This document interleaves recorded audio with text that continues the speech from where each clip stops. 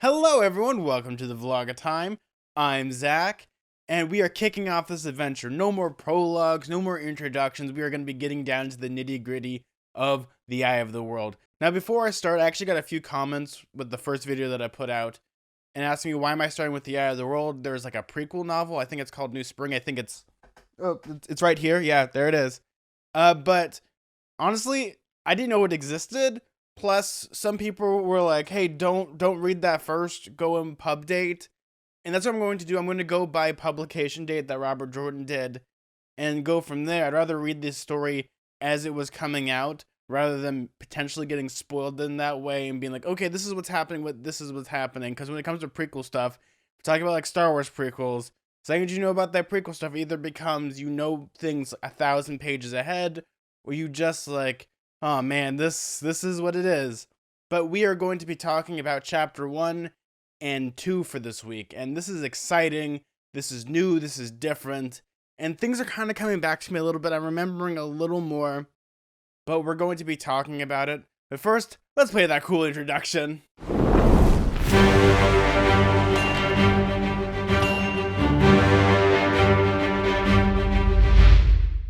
Wow, wasn't that so great? I love that introduction. But why don't we get into the chapter? Now, chapter 1 is called An Empty Road. And this is a good way to really start your adventure, really start your fantasy. I mean, we go back to a couple paragraphs about the wheel spinning and changes and fall and spring and all that stuff. I always think about the South Park of like, seasons change as the weeks become months, become years.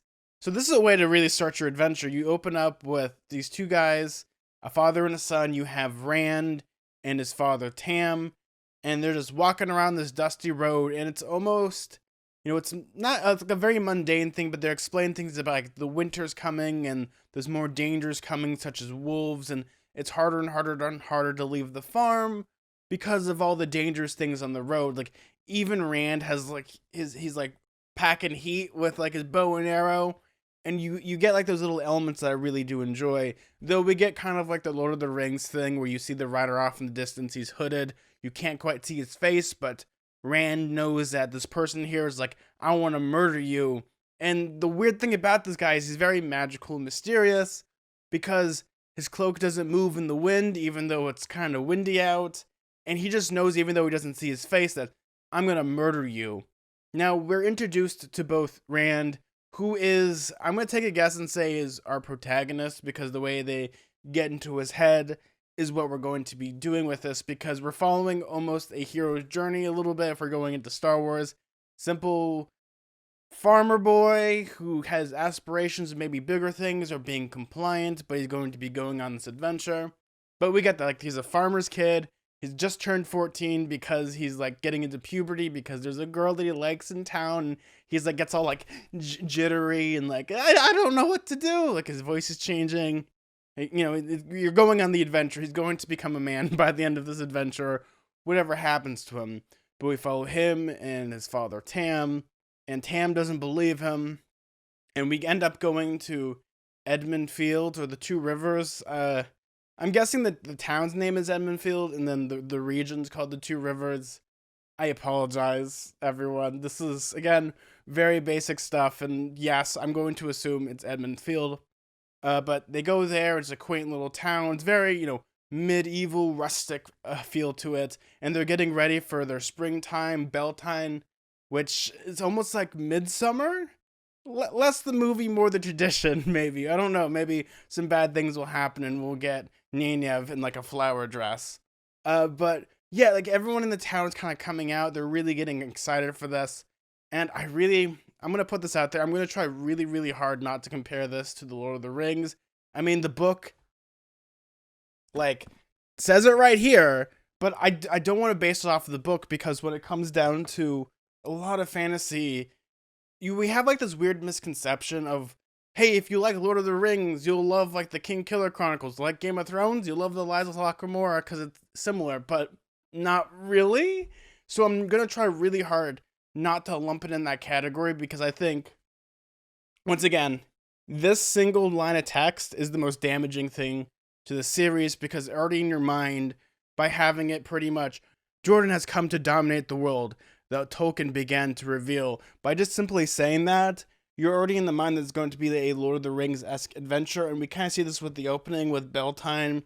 There's going to be singing, dancing, and fireworks, almost like Bilbo's 111th birthday. But that's not the point. The point is that they're all getting ready for this festival. It's going to be super awesome. And obviously, maybe bad things are going to happen, or good things are going to happen, but Beltane is a time where things change. You're getting ready for the harvest. It's everyone's having a fun time. So as we understand more of the world and the customs, especially in the small little town where customs and traditions, and even in medieval society, are huge, because we see with Tam, who is a widower, every woman in the town has like a sister or has someone that they can use to, marry into that, because he's a wealthy farmer. And we see this throughout medieval tradition, even going up until the Enlightenment, even up to Benjamin Franklin. Like Benjamin Franklin's dad, like his wife died, and I want to say there was like a 2 or 3 week period of him being a widow, and then he got remarried within like a week of some sort. So things like this happen, but we see it more here where everyone's trying to push Tam, Rand's father, to get married. And again, he's really nice, and everyone wants to give him his cooking, but it's one of those, like, my cooking's good, but have you ever seen my niece, or have you ever seen my aunt, or have you ever seen my sister who's also a widow? Wink, wink, nudge, nudge.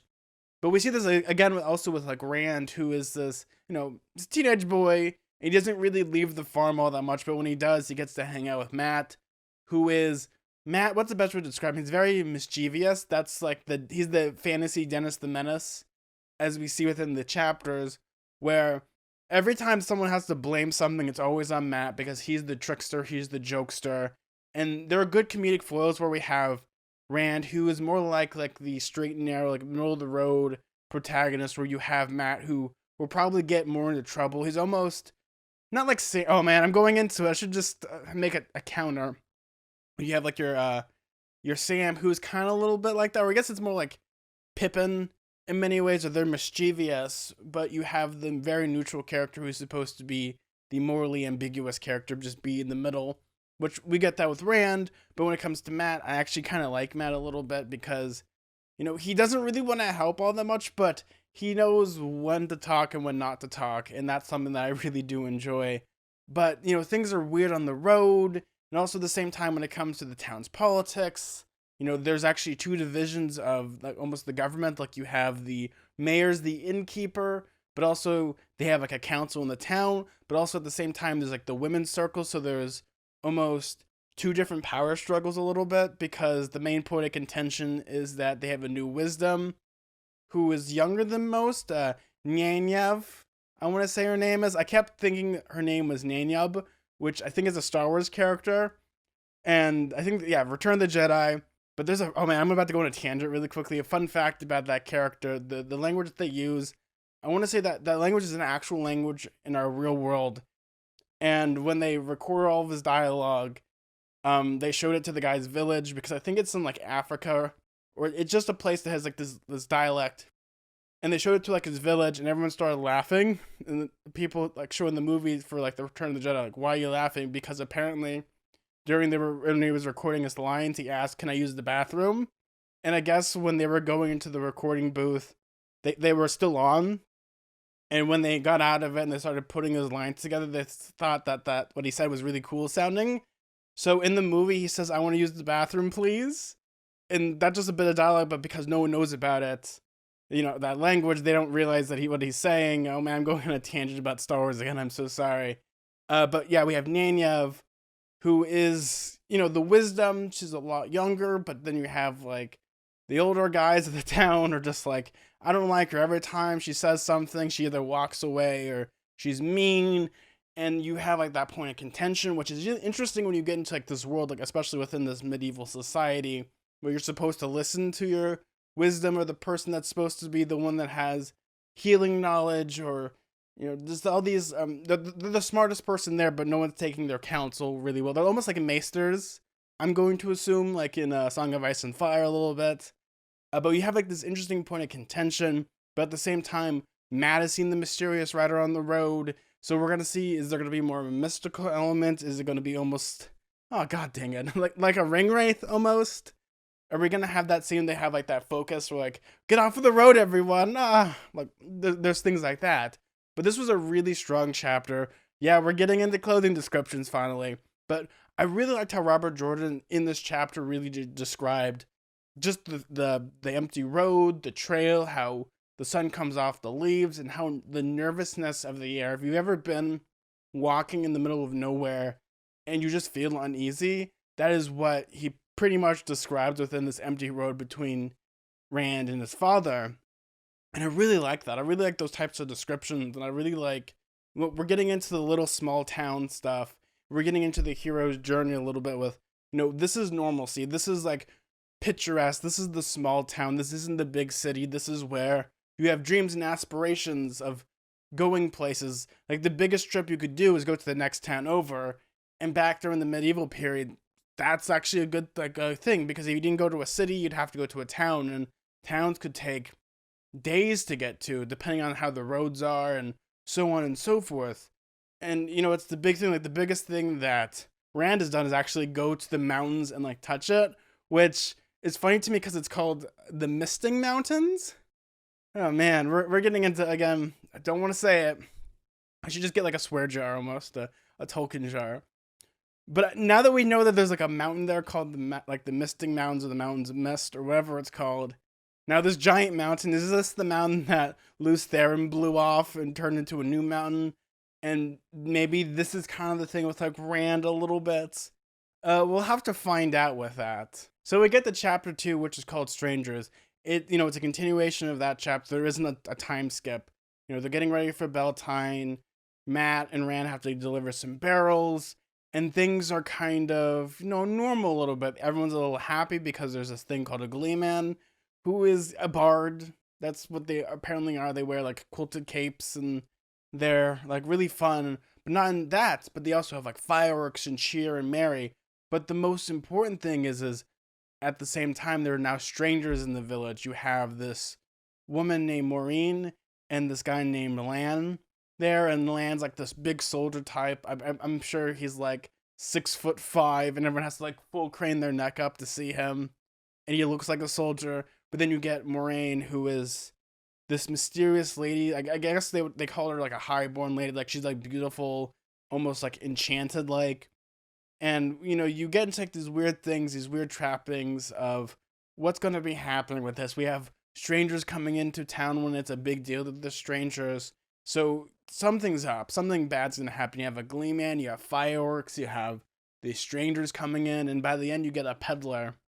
So this is going to be a bad sign in my head that something bad's going to happen. But what I liked about this chapter is, again, we're getting more into the society. We're getting more into the, not class struggles, I guess maybe almost like a microcosm of what people's authorities have. The mayor can only do so much. People are like, hey, can you make sure there's like storks and stuff? And he's like, I don't have power to do that type of stuff. But you're seeing like the danger and the eeriness of it. But at the same time, there's still fun and adventure. Mat is telling this mischievous thing that he did, where he almost did like the Hound of the Baskerville, where he put a dog and like flower. The dog went around being a spooky ghost. Ooh, Kuwabara. And the dog ran inside. Like again, you're getting more characteristics of these things. And what I liked about this is that, again, we're getting more closed descriptions. But what I liked is that we have Rand and they're interacting in a way where Robert Jordan does a really good job right now with like dialogue. Like I'm really liking the interactions between everyone. It isn't just like info dumps. Like, hey, did you know this? And well, I guess I did know this. Did you know about the magic system and the currency system and how we breathe and what our way of life is? It's like people actually having conversations. I've read fantasy books where it's almost like an NPC that you have to tell you all the important facts, the bullet points, before they give you like, oh, my name's Joe. Like you don't have that here. You have people are getting ready for a festival. People are getting really excited. You know what this actually reminded me of? If you ever watched the anime, because no one's ever read the light novel here, but for Spice and Wolf.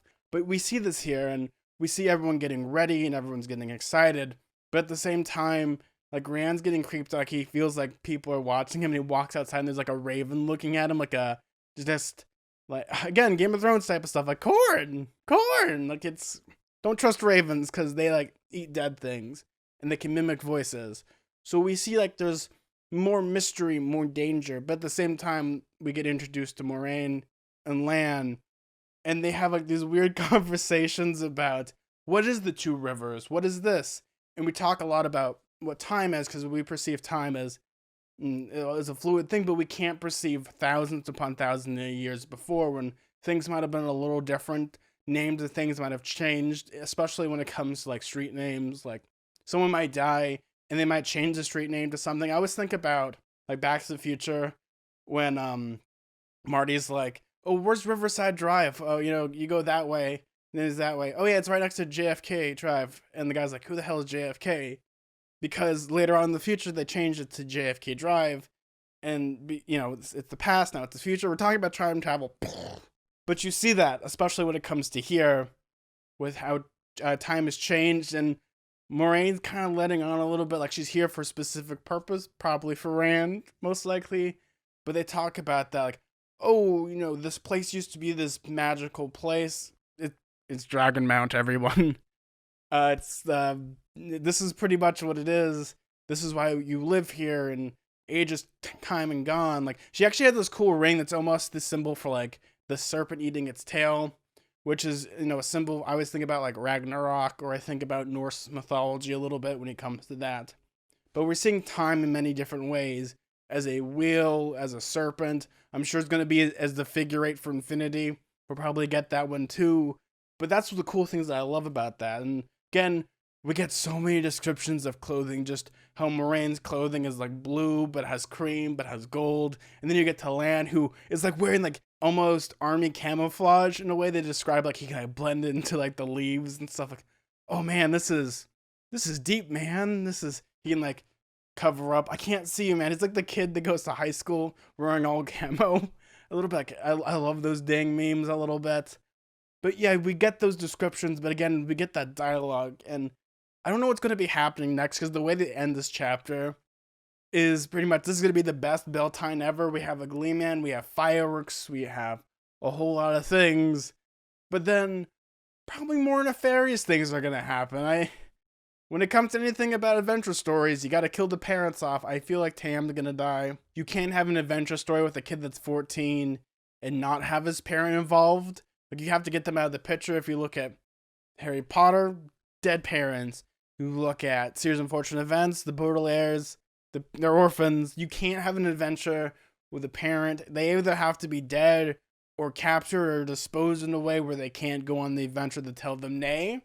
So we'll see what happens with that. Those are the thoughts that I have. I really did enjoy these two chapters. They were very quick. They were very easy. And it's a good start to this adventure. We're getting normalcy. We're getting the idea of what normalcy is within this universe. And when it's taken away, maybe, we'll see what happens on this grander adventure. So we will have to see. My predictions is they're going to probably meet the Gleeman. They'll probably meet Nyenyev, because they keep bringing her up. And I'm sure they'll bring up the girl that Rand really likes a little bit, and we'll go from there. And then we'll see what happens. Will the adventure start in the town? Will it go? They have to leave very suddenly? We'll have to see. I don't even know who's going on the quest. I can kind of remember. I think Matt goes on it, I want to say. But that's about it. I can't remember anything. Like, legitimately, like, I read it the first time like 6 years ago. I've attempted, and I've read up to the third book, but that was like a good 6 years ago, and I can't remember what I had for breakfast. So, we will see. We will find out. Well, everyone, thank you so much for watching this video. Thank you for subscribing. Thank you for commenting. This is so much fun doing the vlog at time. Going through the Wheel of Time this way is an interesting prospect, and I just want to thank you all so much. Well, everyone, if you hadn't had a chance to subscribe down below. I'm going to be doing this again weekly. These should be dropping on Friday. If not, I'll be figuring out ways to get it out to you guys in a very timely manner. Well, everyone, like always, may your food and drink ever be tasteful. May your books be filled with fantasy and adventure. Bye, everyone. See ya.